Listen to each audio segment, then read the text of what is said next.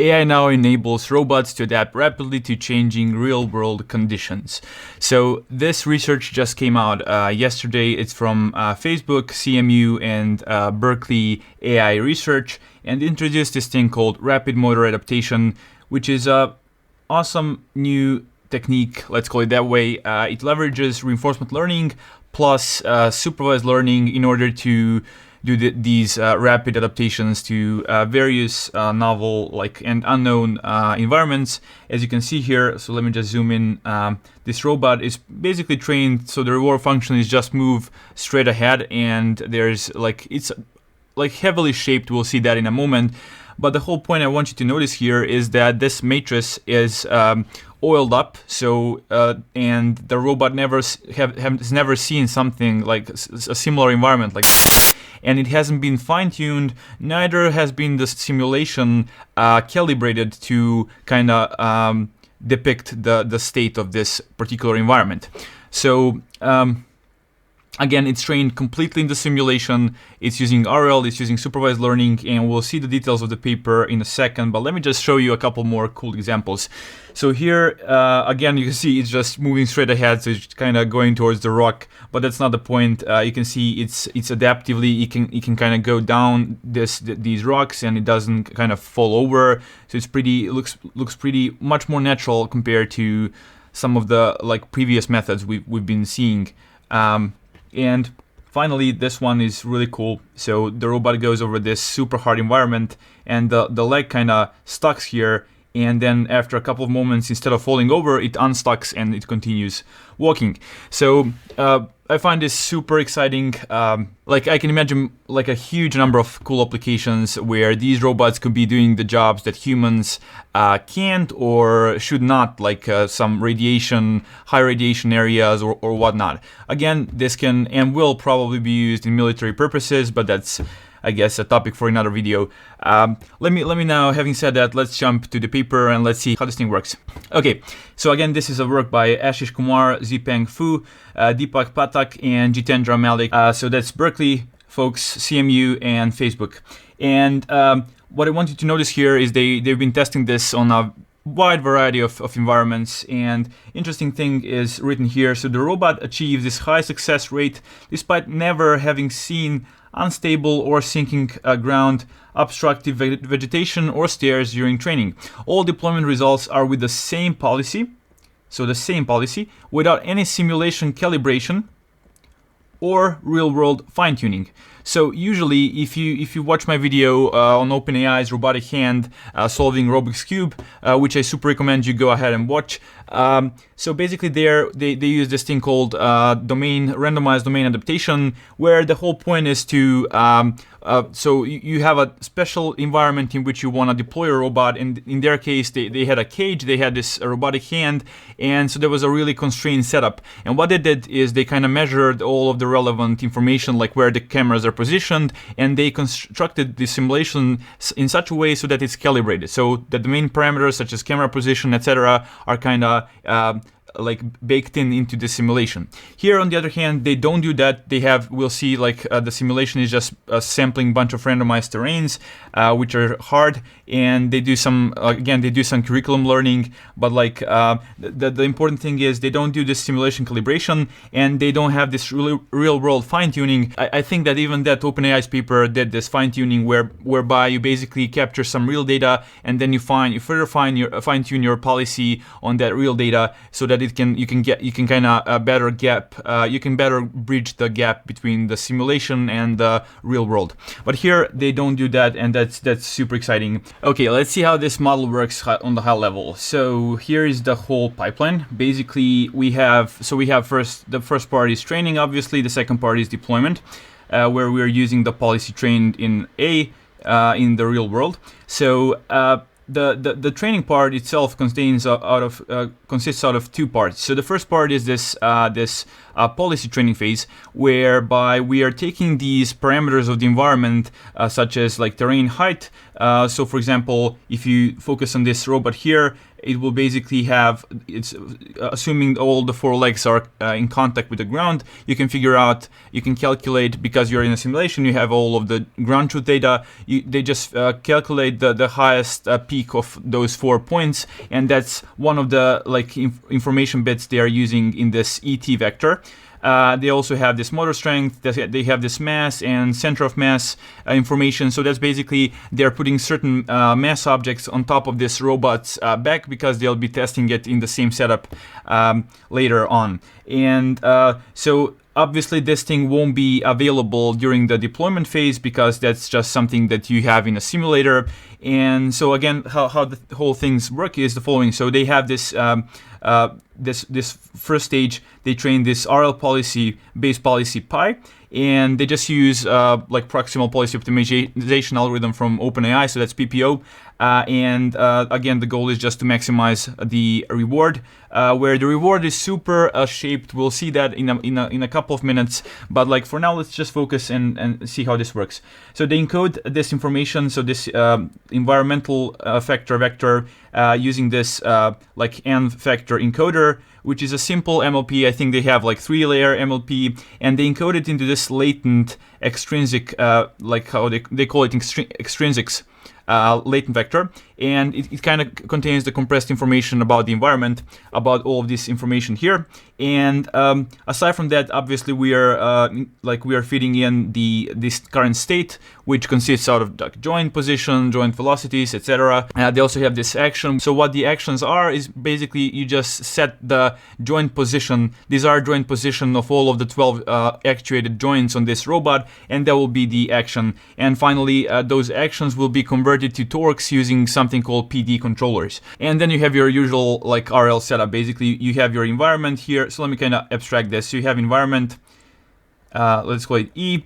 You have an agent, and what happens is agent sends the action to the environment, and we can see that here. So that's the action here at timestamp t, and what comes back is the pretty much the next state. So that's they depicted that they denoted that as xt, as well as reward. So you'll have some intermediate rewards. So that's your basic generic RL setup. And again, they just use PPO. They train this base policy. They train this encoder in the first phase, and then the important part is this adaptation module. So that's the true innovation of this paper. They train this thing to be able to infer this latent information just looking at the past observations. That's the whole idea. So this time, instead of having a privilege of accessing this information from the simulator, they just pack the last 50 states and actions. They feed that into this adaptation module, which is again simple MLP, and then they have some 1D convolutions, and basically they output this approximation, so ZT hat, which they then minimize using simple MSE loss. So that's your L2 square loss, and everything else remains the same. We're still feeding in the state, we're still feeding in the last action, and that's it. So one important thing to notice here is that during this phase 2, when they're training only the adaptation module, so obviously the base policy is frozen here. And second important thing is they are using on-policy algorithm here, so they are basically feeding in this ZT hat. So the inferred one, even though initially, obviously, because this is randomly initialized, these will be kind of rubbish in the beginning. So you'll basically be ending up in bad states, and that will help this network become robust enough so that it can cope with different deployment scenarios. Because if we were feeding the perfect information coming from from these environment variables, then it will basically the adaptation module would only be exposed to good trajectories, and that's not what we want, because we want it to be able to cope even with these bad trajectories when something goes wrong. So that's it in a nutshell. So in the first part, they train the base policy. So that's your RL agent. They train this encoder of the environment vectors, and they train this in the second stage. They train this adaptation module, which is really important, which learns how to predict the latent, so condensed information about the environment from the past observations only. And interesting thing, to notice here is that they have no vision component in the system. So all of the videos the clips you saw earlier were based solely on this RL and supervised learning policies. Okay. So deployment, what I do is they obviously feed the past observations into the adaptation module. It runs on 10 hertz because you have like 50 past observations here, so it's kind of needs to run a bit slower, and it infers this ZT hat, which is information about the environment, every now and then. So these two components are pretty much asynchronous. So that means that the base policy will be running on 100 hertz. So it will be feeding the state and the last action, and it will just be fetching whatever the last update to this vector of this latent vector is. So that assumption kind of is valid because environment won't be changing. Like empirically, they kind of figure out that it won't be changing. They don't need to improve the frequency of this, and it just works. Okay, having explained that, let's now jump into some details. First thing, so this is. They notice here the key contribution of the paper is basically, so our novel aspects are the use of a varied terrain generator and natural reward functions. So by the way, let me just digress here. So as you can see here, this is the terrain. It's totally random. It looks really hard. You can the legs can get jammed, etc. So the whole point of this is similarly to the OpenAI's robotic hand, is to train this thing in a bunch of different hard environments. I forgot to mention that, where they sample different parameters such as mass and like in the OpenAI paper, they sample gravity even. And so the idea is to expose the policy to such a wide range of randomized worlds so that when you deploy it in a real world, it just looks like another simulation. And that's the whole point. Simulation hypothesis confirmed. So let's continue here. So the aspects are, as I said, varied terrain generator and natural reward functions motivated by bioenergetics, which allows us to learn walking policies without using any reference demonstrations. But the truly novel contribution of this paper is the adaptation module trained in simulation, which makes the rapid motor adaptation possible. Nice. What next? So here is the reward function they're using. I mentioned it's heavily shaped, as you can see here. So the goal is the following. The goal is to they say it somewhere here. So the reward function encourages the agent to move forward with a maximum speed, blah, blah, blah, and penalizes it for jerky and inefficient motions. So basically you can see here, the goal is to maximize the reward. And if we plot this first component, so the whole reward will just be a sum of these 10 components. And if we just plot this thing here, so basically on the x-axis you'll have Vx. And let me just kind of briefly digress here. So this is the robot, just to explain the coordinate system. So this is a robot, pretty retarded, okay, but yeah, it works. And this would be the x-axis. Y-axis would be, for example, pointing towards us, and the z-axis points upwards. And having said that, so this velocity x is just a component along this axis here. And so it basically increases until 0.35, so this value here, and then it just starts getting into the saturation, which means the robot is encouraged only to get to 0.35 and not above. So they again penalize because this is minus. We want to minimize this part, so we want to minimize the sideways movement. So this is again y-axis coming out of the screen towards you. So we want to minimize that velocity component there, as well as this angular velocity and like a bunch of similar stuff like torque. We want to minimize torque. We want to minimize the joint motion. We want to minimize the slippage of the foot. So basically, what this G of t is, they say it here. So blah blah blah. The binary foot contact indicator vector as G. So that's G. So that means you have 4 legs, and because you do this diag operation, what you do is you basically get a matrix where you'll have a binary matrix. So you'll have maybe 0, 1, 0, 0, 1. That means 2 of the legs are currently in the contact with the floor, and only those will only care about those velocities of the foot. So I think, so they say somewhere here, so VF is the velocity of the feet, okay? So that means we want to minimize that velocity, which makes sense because that means if the velocity is high, that means that the legs are kind of slipping around, and that's not something we want. We want a stable robot without jerking, without like these movements, like either sideways movements or here you can see it's also penalized not to go up and down too much. So anyways, I can just imagine how it looked like to shape this thing. Not the best design, I guess, but like I love the results they got, and yeah. In general, it's not recommended to shape the reward like this, but I guess their contribution lied somewhere else, and they in the basically in the adaptation procedure. I guess this part is not as important as the fact that they show that their robots can adapt to unknown environments, even being trained in simulation only. That's a huge thing. And they say it here again. This tells us about the fragility of this shaping. We found these reward functions to be critical for learning realistic gates in simulation. So I guess they had to iterate a lot to get this to work. And again, problems in the paradise. They say here, if we naively train our agent with the above reward function, it learns to stay in a place because of the penalty terms on the movement of the joints. So that translates into this. So this Q with the small dot here, if you can see, just denotes the velocities of the joints. So this term of the reward function will encourage the robot not to move at all. And yeah, as you can see here, if we just start with these, because this will be just a weighted sum of these rewards, right? And you'll have some parameters, as you can see here. They just figured out these parameters empirically. So if you just start with these parameters, the thing won't work. The robot won't move. So they do some sort of annealing. They start with super small coefficients, and then during the training, they slowly raise this up. So it's a training curriculum, obviously.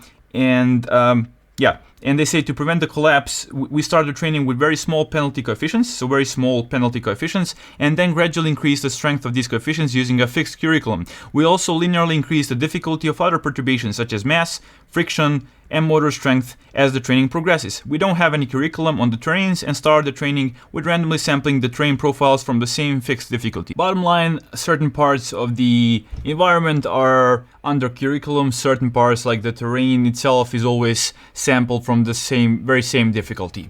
That was the whole point. Here in this table, they just show the range they've used for certain parameters of the environment like friction, center of mass, etc. So yeah. So again, center of mass is this thing here. They have this robot. They put a object with mass on top of its back, and they just test how it behaves under these external forces. That's the whole point. And as I mentioned, this is the same thing as with OpenAI's robotic hand. So they sample an environment where they'll be sampling uniformly from these ranges, and these ranges as well will be progressively becoming harder and harder as the training progresses. So that's because they are included in the training curriculum. One thing worth mentioning is that they mention it here. Note that instead of predicting ET, so that's the environmental vector, which is the case in typical system identification, we directly estimate the extrinsics Z of ZT that only encodes how the behavior should change to correct for the given environment vector ET. So the whole point here is something similar to mu0. If you watch that video, if you want to check it out, I'll link mu0 video somewhere here. I made it a while ago. And the whole idea is the following. You only need to encode that information which makes you have a better policy. You don't need to be able to reconstruct from that latent, so in this case, this environment vector, or in the case of mu0, the observation space. You just need to have such information upon which you can act and have an optimal policy. And that's it. So you just save some bandwidth on modeling only the information you actually need to behave properly in the environment. And you just discard everything else. Okay, here we have some experiments they've done with certain baselines. So again, they have a bunch of different tasks. They have this uneven foam. They have this upward incline. So they're testing it in a bunch of different metrics. They're like step up 8 centimeters, step up 6 centimeters, step down 15 centimeters, etc. And they just compare it with the other baselines, such as this very same model, just without that adaptation block, as well as this A1. So A1 is just the name of the robot. So A1 is some default controller software that comes like as a firmware, I guess, as a firmware of this robot when you buy it. And they show that on all of these environments in these tables, just looking at the success metric TTF, so it's time to fall, and distance, RMA pretty much outperforms the other baselines in all of these tasks, as well as in this payload analysis. We have these diagrams where we are on the x-axis, we are increasing this the weight of this thing, of the payload on the robot's back, and we can see how different baselines behave, and we can see that the success drops really slowly with this RMA approach, whereas with the baselines it drops pretty significantly. And worth mentioning is that the robot itself has 12 kilos, which means that at this point on x-axis, where basically the robot is carrying the same amount of weight as its own body weight on its own back. So that's pretty cool. So here they have another analysis on this particular environment with the mattress covered with oil, and what you can notice here is that from this point on, so when it starts stepping onto this slippery floor, the environment parameters obviously change, like the friction parameter will change, and we can see that being inferred by the adaptation module exactly here. So we just log, so this latent vector, I think it has like 8 dimensions, so they just took Z1 and Z5, so those are two particular features of that latent vector, and they just they plot it, and we can see that it basically reacts really quickly to the change of the environment, and that in turns helps the robot. So you can see here, this is the gait patterns. Basically, RL means rear left leg, rear right leg, like forward left leg and forward right leg, and so you can just see these means that so when you have a bar here, that means that the contact is made between this particular leg and the floor, and you can see that things start getting messy here at one point in time, and then the pattern returns to normal even though the robot is still on the environment because of the adaptation module. And also here what they mentioned is that the peaks here, and this is the torque plot, as you can see here, the knee torque that gets higher after this part here, and that's just a way to visualize what happens internally in that RL agent and adaptation modules. And yeah, pretty awesome behavior. Some final results here are in simulation. They just show a couple more baselines. So we have RMA without the adaptation module. We have expert, which is using, instead of using the previous observations to figure out the latent environment vector, it just uses the ground truth vectors. And we can see, looking at all of these metrics like reward, TTF, so time to fall, distance, samples, torque, smoothness. If you remember, stuff like torque and stuff like smoothness and ground impact were enforced to be minimized by the reward components up there. So let me just, for example, let's take ground impact or smoothness. If I go there to the reward function, so here we have, so smoothness, as you can see here, or ground impact. That means that the force, so F is so ground reaction force is at the feet as F. So this part just tells you how elegantly, let's call it that way, the robot is kind of touching the floor.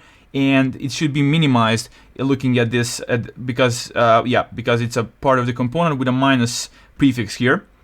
And just again, returning to the table, we can see that the ground impact gets smaller and smaller here. And we can see that the difference between RMA and expert is really small at all of these metrics. So just comparing the success rate, comparing the TTF, comparing reward, comparing distance and everything else, it seems that RMA is able to infer the latent environment vector almost as well as the ground truth vector. So that's awesome. That means that the supervised learning knowledge distillation worked. So that's pretty much it. That was a pretty neat idea. Awesome results. This can have amazing implications on RL being used in real world environments, combined with some other types of learning paradigms such as supervised learning. And I guess the follow-up work to this thing will be integrating vision component and then just deploying it. And next thing you know, Boston Dynamics robots will be running around the city. That's pretty much it. Hopefully you like this video. If you did, share it out. Comment down below if you have any suggestions for the next papers or whatever you have to say. And until next time, bye-bye.